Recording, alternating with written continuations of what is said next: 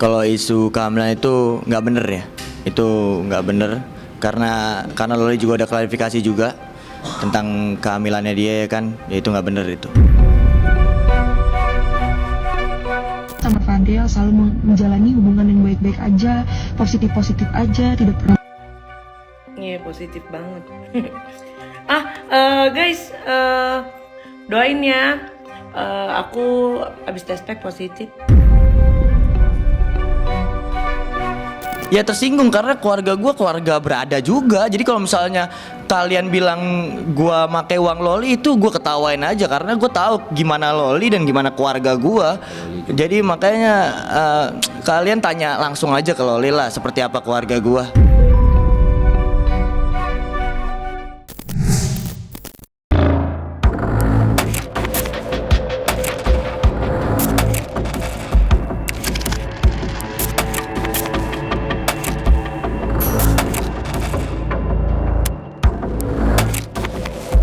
Fadel Bajideh akhirnya dibuat jengah juga dengan banyaknya tudingan buruk yang terus dilontarkan kepadanya. Seperti diketahui, kisah drama percintaan yang dirajut Fadel Bajideh dan Loli tidak hanya menggulirkan Tanya, tetapi juga memancing perdebatan berkepanjangan. Pasalnya, dari awal perjalanan cinta itu, cobaan demi cobaan terus datang tak berhenti. Kini sepasang kekasih itu kembali diterpa badai ujian berupa isu yang menuding Loli tengah berbadan dua.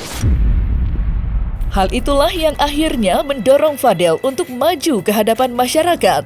Dan ketika ditemui oleh tim Cumi-Cumi, Fadel pun menanggapi semua isu miring soal dirinya dan kehamilan Loli. Lantas seperti apa bantahan Fadel terkait isu miring soal kehamilan Loli? Kalau isu kehamilan itu nggak bener ya, itu nggak bener karena Loli juga ada klarifikasi juga tentang kehamilannya dia ya kan, ya itu nggak bener itu, bohong semua itu. Dari sindikat itu infonya juga dari sindikat. Iya, ya itu fitnah ya karena dia kan nggak tahu kefaktaannya gua sama Loli hubungan seperti apa. Karena gue di sini gue kasih tahu aja ke kalian semua kalau hubungan gue sama Loli itu positif aja, aman-aman aja, baik-baik aja. Jadi kalau misalnya ada fitnah-fitnah di luar sana, di research lagi lah, dilihat lagi kefaktaannya ya, karena nggak ada bukti sama sekali kalau Loli itu hamil seperti itu. Sama Fadel selalu menjalani hubungan yang baik-baik aja, positif-positif aja, tidak pernah. Iya, positif banget. Guys, doain ya. Aku abis tes pack positif. Kalau misalnya memang ada bukti ya silakan tunjukkan, jangan cuman sepotong-sepotong di sosial media bukti-buktinya, silakan omongin semuanya seperti itu biar orang paham juga, jadi nggak abu-abu. Nah gue juga nanya ke Loli karena katanya Loli ya gue bingung, ya gue nggak tahu apa, ya seperti itu. Karena kalau misalnya kalian tidak stop, aku tidak akan segan untuk melaporkan semua ini ke Komnas Anak untuk mempertahankan nama baik aku dan untuk lindungan aku sendiri. Dan sebagai selebgram yang nyari rezeki di medsos pun, aku harus menjaga nama baik aku, keluarganya Fadel, ataupun keluarga aku karena kita semuanya dikenal. Jadi tidak mungkin untuk aku melakukan hal-hal yang buruk yang mengasih dampak buruk ke kita semuanya, seperti aku, Fadel, keluarga Fadel, dan keluarganya aku juga. Gitu loh semuanya. Jadi aku minta tolong ke kalian semua. Aku harap dengan video ini kalian semuanya mengerti. Kalau itu sempat ngobrol karena ya Loli kan pacar gue pastinya. Jadi dia mau ngelaporin nih orang-orang yang fitnah mau apa ya itu hak dia lah. Jadi gue cuman bilang di WA ya itu hak dia aja. Hak. Iya. Orang mana yang mau difitnah seperti itu, perempuan-perempuan ya kan nggak mau.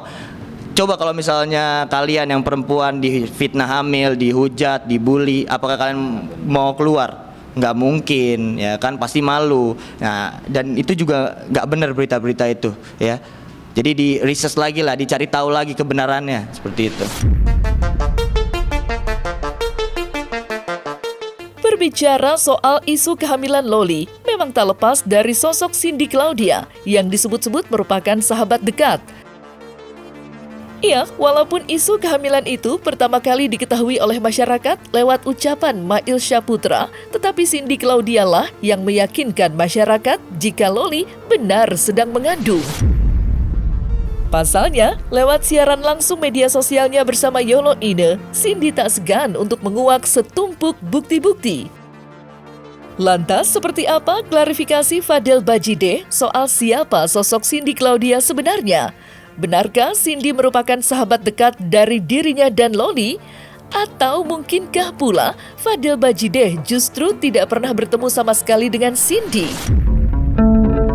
Nggak pernah sama sekali, gue nggak kenal Cindy, ya cuma lewat sosial media doang mungkin kenalnya. Ya gue juga nggak tahu di mana dia, tempat tinggalnya di mana, gue nggak tahu. Jadi ya makanya itu bingung aja kalau misalnya Loli pun nggak tahu ya. Jadi makanya kalau dibilang sahabat, nggak sahabat juga. Dan kasihannya Loli ya difitnah sama orang yang nggak dikenal. Jadi Cindy ini adalah temennya Loli. Jadi dia adalah pemilik rekening yang digunakan oleh Loli. Jadi Loli itu sejak dari London, ini di luar 90 juta ya, si Loli ini menerima endorsement dan itu paymentnya melalui rekening Cindy. Itu banyak lah, di atas 300 juta. Nah, terus seiring waktunya berjalan, si Cindy ini nanya, kenapa sih nggak langsung ke rekeningnya Fadel gitu? Karena aku takut dipakai sama Fadel, kata dia gitu, kata Loli. Nah, tapi ujung-ujungnya si Loli ini minta uang yang sudah ditransfer ke Cindy oleh admin judi online itu ditransfer ke rekening si Fadel.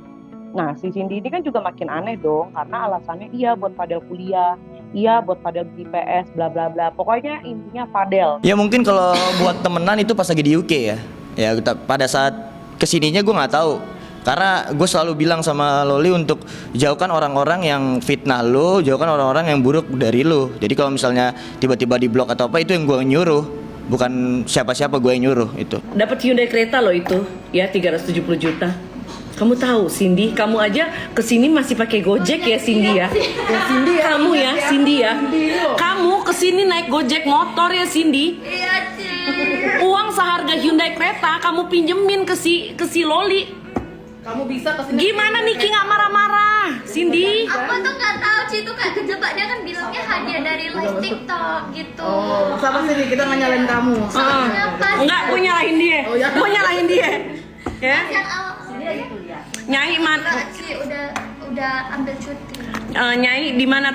Jadi ini si Cindy tadi kita udah confirm ke Niki untuk gue pengen tahu aja info lebih detailnya. Kita udah izin, udah video call ke Cindy. Sebenarnya Loli diganggu sama Cindy. Jadi bukan Cindy diganggu hidupnya sama Loli. Jadi jangan dibalik-balik itu orang. Jadi Loli yang diganggu hidupnya sama Cindy, dan gue pun diganggu sama si Cindy. Jadi kalau misalnya ngomong jangan dibalik-balik kalau di sosial media. Dan karena dia tahu gue nggak pernah ngupload, nggak pernah ngebahas, nggak pernah klarifikasi, jadi semena-mena gitu. Makanya sekarang gue klarifikasi ya ini biar orang-orang tahu gue seperti ini.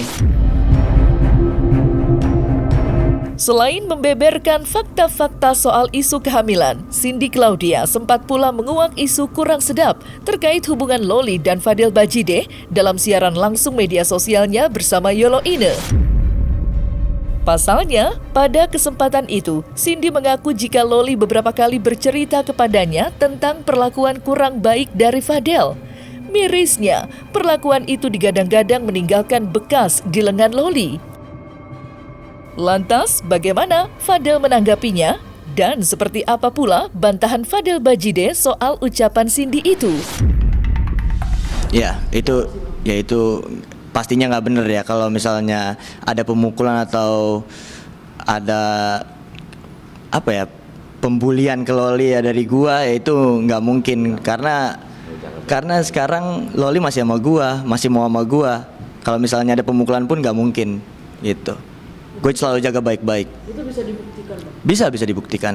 Nanti kita tanyakan aja kalau Loli langsung. Jangan tanya ke orang-orang yang nggak tahu apa-apa. Kalau nggak tahu apa-apa kan asal nyebut aja. Asal tahu dia mereka. Tak dulu dipukul siapa? Iya, nggak tahu siapa. Tapi dia dengan jelas bilang kalau dia itu yang dipukul. Terang-terangan. Karena ketahuan Fadel selingkuh. Tapi Fadel selingkuhnya emang dia udah tahu dari dulu. Berarti sering? Udah sering sih si Fadel. Dia tuh sering DM cewek. Awalnya kan nge-DM aku, jadi aku kayak bilang kan, cowok kamu nih kok nggak ngebahas recovery ke aku sama sekali ya, dia malah ngebahasnya minta pap dan lain-lain.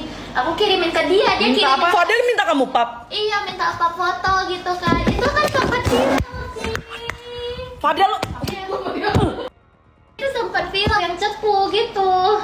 Jadi aku berasa kayak ini benar-benar kayak kambing hitam gitu tiap kali. Kalau saya jadi Fadel, nggak perlu saya yang buktikan sih. Maksudnya kalau saya jadi Fadel, saya laki-laki, saya punya harga diri, ya saya harus buktikan gitu loh. Kalau misalnya sesuai omongan orang itu tidak sesuai dengan kenyataan, ya saya harus buktikan. Tapi kalau Fadel kan kayaknya nggak ada keinginan buat buat membuktikan itu semua.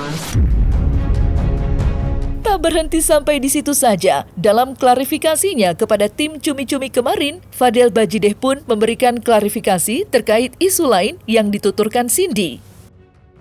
Tepatnya soal tudingan yang menyebut dirinya memperlakukan Loli bak sebuah ATM berjalan, di mana biaya pendidikan hingga keperluan Fadel semua dibayarkan lewat hasil kerja keras Loli mencari nafkah. Tidak tanggung-tanggung, Fadel bahkan dituding memaksa Loli untuk membelikan konsol permainan untuknya.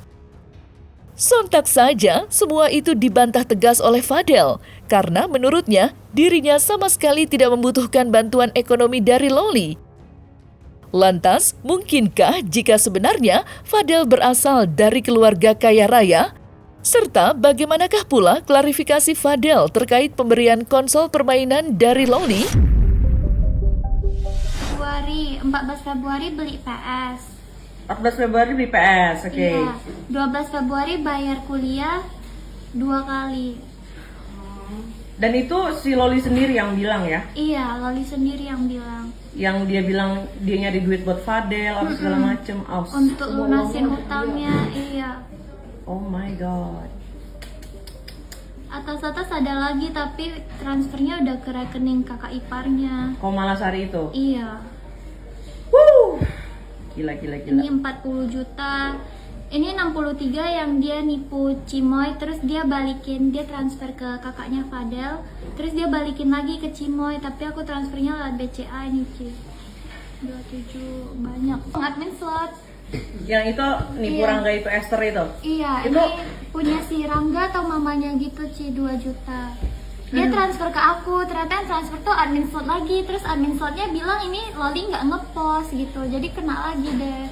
Kalau yang pertama yang gue mau bahas dulu, kalau PS itu karena take and give ya, itu kan pribadi ya, gue juga ngasih dia ya kan, karena orang-orang nggak pernah nyebutin kalau gue ngasih ya kan, jadi kalau Loli yang ngasih tuh wah terlalu besar ya. Kalau misalnya seperti itu ya tanyakan aja langsung ke Loli, jangan nanya yang ke orang yang nggak tahu apa-apa ya kan. Jadi kalau misalnya iya ini kan pacar gua, pribadi gua. Jadi kalau misalnya buat PS itu benar adanya karena itu Valentine. Tapi kalau buat ya biaya kuliah itu terlalu gimana ya, kalau misalnya orang mikir kuliah gue dibayarin sedangkan bapak gua bayarin, bapak gue bayarin kuliah kok malah orang ini bilang biayain gue kuliah. Iya, bapak gue bukan orang biasa. Jadi kalau misalnya kalian ngomong atau anggap gue sebelah mata tentang uang, ya itu gue ketawa aja. Ya bagi orang-orang terdekat gue mungkin tahu seperti apa gue. kalau misalnya masalah buat bayar kuliah, dia itu yang bilang si Loli. Loli, iya. Loli. Buat bayar kuliah Fadel. Katanya udah dikata-katain si pacarnya ini, dikatain tukang semir gitu sama mamanya. dia Jadi nggak enak. pacarnya sakit hati katanya. Kayak pamrih, gitu. jadi harus bayarin kuliahnya pacarnya. Ya tersinggung karena keluarga gue keluarga berada juga. Jadi kalau misalnya kalian bilang gue make uang Loli, itu gue ketawain aja karena gue tahu gimana Loli dan gimana keluarga gue. Jadi makanya kalian tanya langsung aja ke Loli lah seperti apa keluarga gue. Terlepas dari klarifikasi Fadel Bajideh terkait semua ucapan Cindy Claudia, tak dapat dipungkiri jika polemik itu telah menjadi perhatian orang banyak. Sampai-sampai mendorong Dr. Oki untuk turun tangan dan bersedia merawat Loli hingga semua hingar-bingar ini berakhir di lahap waktu. Hanya saja, hal itu diduga tidak mendapatkan respon baik dari Loli. Dan ketika ditemui tim Cumi-Cumi kemarin, Fadel Bajideh pun memberikan penjelasan terkait uluran tangan dari Dr. Oki. Lantas, bagaimana sebenarnya kondisi Loli saat ini? Serta bagaimanakah pula komentar Fadel terkait aksi Dr. Oki? Kalau misalnya itu ya dia si Dr. Oki itu memang sempat WA tapi udah diblok duluan sama Loli ya karena dia mungkin nggak mau ada kesalahan kali ya. Jadi gua di sini dia sempat DM gua sekarang di hari Sabtu itu Dr. Oki DM gua ya. Syukurlah ada orang yang mau perhatiin. Bersyukur ya, bener ada orang yang mau perhatiin Loli, bersyukur. Karena selama ini kan nggak ada ya, karena selama ini nggak ada yang mau ngurusin Loli, cuman bilang kasihan doang di luar, tapi nggak ada yang aksinya. Kita doang kan yang ada aksinya, keluarga gua doang, keluarga Baji deh. Kondisi sekarang Loli aman, terkendali pastinya, nggak ada yang berani nyenggol kalau dekat gua, baik-baik aja. Itu sih, karena aman banget. Makanya dia mau sama gua terus karena aman di Jakarta ini aman gua. Gitu. Kita di sini bodo amatin orang-orang yang nge-head ya, fokus sama diri gua aja. Gua ada kompetisi gua ikut, gua ada bawa nama Indonesia nanti gua ikut. Seperti itu. Di sisi lain, hubungan Loli dan Fadel Bajide sendiri sempat dikabarkan berakhir.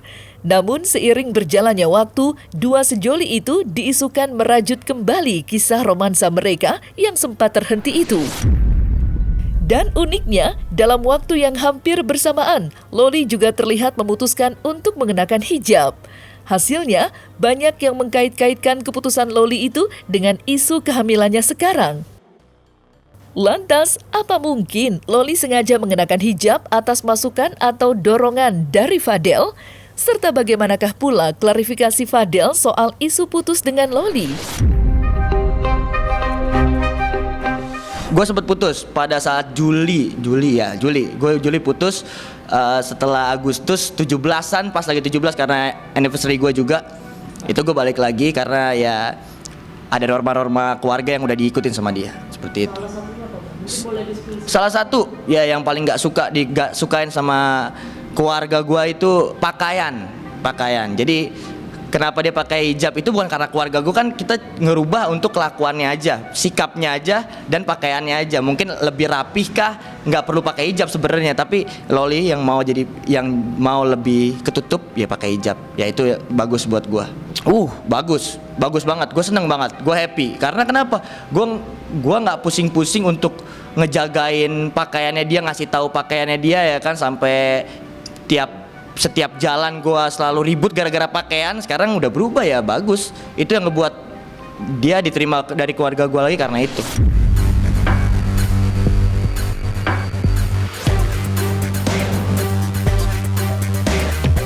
Nah, selesai sudah Cumi Lovers, saksikan terus Cumi Camp In Depth, kabar lengkap, mendalam, dan akurat dari narasumber terpercaya. Dan jangan lupa untuk like, subscribe, dan juga share channel YouTube Cumi Cumi.